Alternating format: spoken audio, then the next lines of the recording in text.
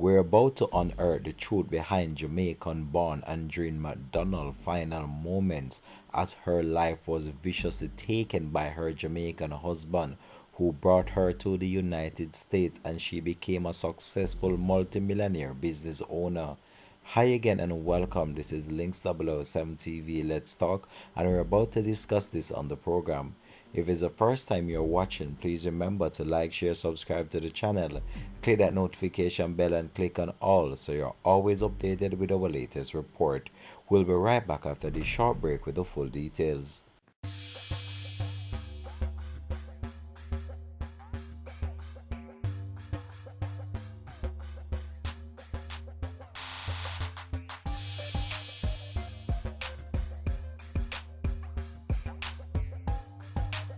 Welcome back and thanks for joining us for Links 007 TV Let's Talk.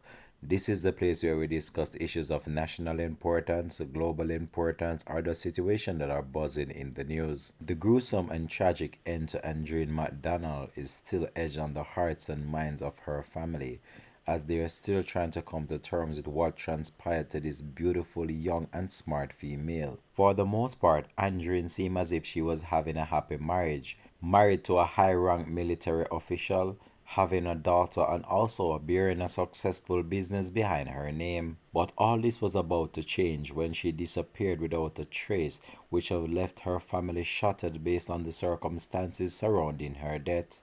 Little did the family knew that the once loving couple lives will be turned upside down forever and remains a mystery to many as to how this could have happened to this bright spark. Andreen was a type of person that had a proper time management skill, and when she did not turn up for work and also her gym appointment as she normally did, based on her schedule and daily routine activities that she would normally carry out, this became puzzling to her co-workers at her business establishment as she would normally be on time. And on this day she did not turn up, so this became concerning for her employees who started to make phone calls to frantically check where she was based on the schedule of her normal day-to-day routine. She'll normally be in the gym at 5:30 in the morning doing her regular day-to-day workout and by 8 be in the office. On March the 1st, she gave no indication that she would be late and did not turn up for work. This was very significant to her employees. They called the gym to inquire if she had turned up for her morning workout. However, those hopes were dashed when they realized that she did not show up for her regular morning routine. After calling Andreen repeatedly, it's going to voicemail. You know, the anxiety starts setting in. Like, I start panicking. For Andreen to be missing is not possible. The biggest issue for investigators at that time was that her car was still in the garage, her keys was still on the table, and her cell phone was missing, but her handbag was still there intact. At the initial start of the investigation, some investigators were left puzzled based on the fact that her personal items were still at home. The investigators found out at the start of the initial investigation that Andreen McDonald, a beautiful young Jamaican, was brought to the United States by her husband Andreen McDonald. Andre was a United States Air Force major and had top-level security clearance. This means that Andre had access to data that can affect national security and also have access to certain places that other regular individuals would not have access to. They both started an assistant living business and both became millionaires in short order. That was the perfect picture of the American dream. Come like swaps. Andy, you come like Peter Peter for you. Woo! No butter me there. No more real puppy show. That's right. Woo! No, sir, Jockey wants to know one. She's not boastful or anything like that. She's just that humble person. Andreen had a great reputation in not only the assisted living community here in San Antonio. And we're on the side of the street this morning and we're giving out food for those less fortunate. And She was very, very generous with her wealth and her time. God bless you. kind of a rising star of San Antonio. Took us an hour, but all the food is gone. We only have a few water left, but all the food is gone. So we're very thankful for everyone that came out and helped and everybody that donated. Say hi, Kim. Hi. According to a friend of Andreen, they always seem happy together, always laughing and just joking around. Investigators said that when they arrived at the home, it did not seem in any terrible disarray. According to the investigating officer, blood was found on a wall and also on a light switch in the house. The police said that when they initially got to the house, it was very clear that something had happened inside the house, and it seemed as if it was a crime scene. I was on social media and I saw that initial poster that came out with her face, and then it says missing on the top. Andreen is not the person to go take off somewhere no one knows where she is. When the months went by and the days went by and they haven't found anything, in my mind, that's not such a bad thing. Because if they're not able to find something that solidifies her being dead, I mean, she's alive, right? And she's somewhere. In the afternoon of March the 1st, 2019, after 29-year-old Andreen McDonald was reported missing by her mother Maureen in an upscale gated community in San Antonio, a Berks County Sheriff officer arrived at the McDonald's home. Within minutes after the deputies arrived at the McDonald's home, they made a disturbing discovery. A light switch in the house had what appeared to be blood on it and also a piece of human hair. And also a door on the property seemed to be damaged based on the impact of might be a blow to the door. The backyard was where officers made another disturbing discovery after a burned pile was seen in the backyard, which mismatched the general upkeep of the landscape of the property. Right here, I saw the burned pile. We found a zipper from Andreen's blouse. Andreen McDonald's husband, Andy McDonald, told the police that when he woke up in the morning, he got their daughter Alina ready for school. Before reporting to Lackland Air Force Base, where he served as a cyber warfare analyst, Andreen McDonald's mother was left astonished when she heard of the news. When I heard, I was so upset. I was just thinking that she's someplace that we can find her. And for Andreen's mother-in-law who lived in Florida, there was uncertainty. I had called Andreen's phone about 1,000 times already, saying, Andreen, whatever it is, please, please, just call me back. What concerned everyone was that Andreen would never just disappear the way she did. She was known for her sense of responsibility and dedication to her business and her family. Andreen created an assistant living business called Starlight Home in San Antonio. She was thus 22 years old when she started this business. And according to Andreen's close friend, he put a whole lot of effort and money into starting the business. In order to start the business, Andre, he liquidated his 401k and he sold the BMW that he owned. They were doing so well. They were doing everything that would make any mother proud. Starlight Home was a very successful business venture by the McDonalds, and under Andreen's watch, the tiny home-based business transformed into a multi-million-dollar entity. Andreen's friend Manny said that Andreen's success was born out of humble beginnings. Growing up in Portland, Jamaica, we didn't have a lot, and so we figured if we wanted to get somewhere in life, it would be in America. That's where the dream was. Andreen's dreams of going to America came through at the age of 19 years old when she met Andreen McDonald. He was also a native of Jamaica and at the time was a captain in the US Air Force. Andreen had returned to Port Antonio, Jamaica in May 2009. He went back to Jamaica at this time in order to attend a funeral where he met Andreen McDonald, who was 10 years younger than him. Andreen McDonald's mother said that she was happy when she met Andreen McDonald and the dream was for her to travel to America. She was excited when she met him, excited about the captain in the Air Force. They both decided for her to come to America. They quickly got married that same July. When Andreen arrived in the United States, everything seemed to be going well, and the relationship was on point until Andreen at one time decided that she was returning to Jamaica in order to facilitate an event. When she returned to the United States, this was where the relationship started to take a turn for the worse after allegations of infidelity began to surface. While she was back in the United States, they had some argument over this individual who goes by the name Arbin Hall, a businessman in Jamaica. Andreen responded to Andre's message that he had sent her inquiring about Arbin Hall, and she stated, "If you ask about him again, I will divorce you myself."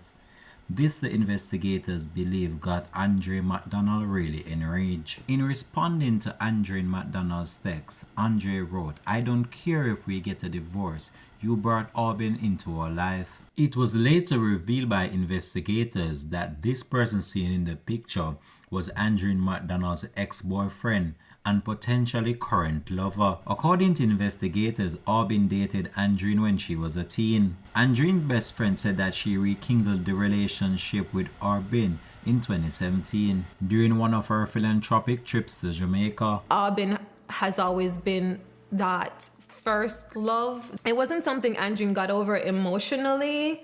Andreen's friend said that she carried on the secret relationship until the summer of 2018. The problem intensified with Andreen McDonald and her husband when she got 2 new tattoos tattooed on her body, an initial A on her hand and a date on her wrist. Andy was definitely suspicious of what it meant. With a suspicious mind, Andreen McDonald went and did his own personal investigation in order to solve this tattoo mystery. He went and he did his own digging. It was on social media that Andreen McDonald made the startling discovery with Arbin branded with a similar tattoo similar to that of his wife. The actual A on Andreen's hand bear the same as on Arbin's chest, and also on Andreen McDonald's hand she had the date 14/3/76, which has now been revealed to be Arbin's birthday, day, month and year. She told me that she impulsively got the tattoo. She knew it was something stupid to do. Enraged about the whole entire situation, Andreen McDonald threatened Andreen McDonald, stating that he was going to divorce her unless she cut off ties with Arbin and also not visit back Jamaica unless he was coming. He also made it clear that she needed to cover up those tattoos. She did cover up the tattoos. She didn't want to lose half of everything she worked hard for. On the night in question, they had a heated argument and then a fight broke out. After his wife's disappearance, Andre became the prime suspect in the police investigation. This was what he had to say when he took the stand in court. She became extremely irate at the thought of splitting the business. She charges into the room to confront me. So when she comes into the room, I turn around and she comes like right up in my face.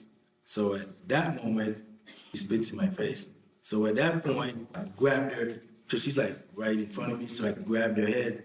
I think we had like a clash of heads, and I think it opened up like a cut somewhere on her face. Andre said after that happened, she ran to the bathroom and turned on the light. And when she did that and saw the cut on her face, she attacked him. When she comes, she's like throwing like some punches, so I'm trying to like duck down and like keep my face from getting hit with the blows. I remember like grabbing her and like tripping her, and then she like falls, and that's when I kick her like twice. The second kick, I think I heard like some type of wheezing, and then also like in the background, I could hear like some footsteps. That was the footstep of their young daughter, Alina. He said he left that area of the house and went back to put Alina to her bed. And when he returned 30 minutes later, his wife was dead. I became like pretty frantic at that point because, she's dead on the floor. During cross-examination, prosecutors asked him whether or not he had decided to call 911. I never thought about calling anybody to revive a dead person. My purpose at that point was simply to get her out of the house so that my 7-year-old daughter wouldn't see her mother laying on the floor dead. After putting back their daughter Alina to bed, Andreen McDonald said that he dumped Andreen McDonald's body in the field stripped her naked, and then came back to the house to burn her clothes. This was what left that burn patch in the backyard. But what about the bloodied hammer that the police investigators found and also did not add up with what he initially stated? Andreen McDonald had a statement to give to that. My plan was to hit the person that caused this whole circumstance. It's absolutely her fault.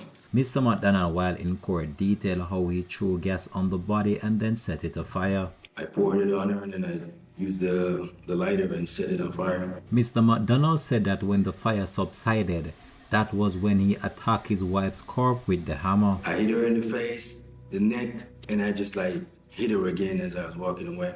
Why that last blow? As I was walking away? Yes. I guess I was still angry when I was walking away. After Mr. McDonald's gruesome revelation of the crime, his defense attorney shift focus in order to prove the crime otherwise. And for the very first time, his defense attorney brought up why he acted the way he did that night. Have you always believed you acted in self-defense? Yes, I've always believed that from the very beginning. The defense showed the court Andreen McDonald's wife giving him a piggyback ride and also working out, which indicates that she was a very strong woman. Would you describe Andreen as a very strong, powerful woman? Yes, I would. Andreen McDonald said that his wife could lift up to 300 pounds. When she attacked you, were you in fear? Yes, I was in fear of, being harmed during that whole situation. They want you to forget and disregard all his actions. Closing arguments. Defense counsel said that this is self-defense. Folks, this is not self-defense. It's time to hold this man responsible for what he did. And it's time to find him guilty of murder. Andreen McDonald did not intentionally or knowingly murder Andreen McDonald. He acted in self-defense, and your duty and your obligation is to say, not guilty. Thank you. After 6 days of testimony, the jury finally got the case. All rise for the jury. Approximately 11 hours into their deliberation, the jury finally sent a note to the judge that says, we're hopelessly deadlocked. The jury was having a hard time deciding whether or not it was murder or whether or not it was self-defense, and even considering a lesser charge of manslaughter. Everything was said in the courtroom. All the evidence were there. He confessed on the stand what he did. They saw his demeanor. I don't know what was the problem. And Mr. McDonald, please stand with your counsel. To the count of murder charged in the indictment, the jury finds the defendant not guilty of the offense of murder, as charged in the indictment, and guilty of the offense of manslaughter. Andreen McDonald was found not guilty of murder and found guilty of the lesser charge of manslaughter. Andreen McDonald's sister was in disbelief. In manslaughter, after he spoke with no remorse, no love, nothing at all, and used hammer, strip her clothes, throw gasoline on her, burnt her, and they gave him manslaughter. That's crazy. I am gonna struggle with this thought until the day I die. It's 4 years. It took him 4 years for him to recognize that he did what he did. And then all of a sudden, he's reaching out to us to let us think that he's been responsible. He didn't mean anything. He is lying. All a lies. It's all a lie. This does not provide a closure for Andreen McDonald's mother, as she stated that every day that goes by, she thinks about her. I miss her very much. Most times when I think about her, it's like I feel like giving up. We're blessed to have each other to take us through this sad journey. When I'm weak, my mom is strong. When my mom is weak, I am strong. We have to be strong for Elena. I think I hurt for Elena more than I hurt for everyone. No child should ever have to go through what she went through. This has been Links 007 TV Let's Talk. Thanks for watching.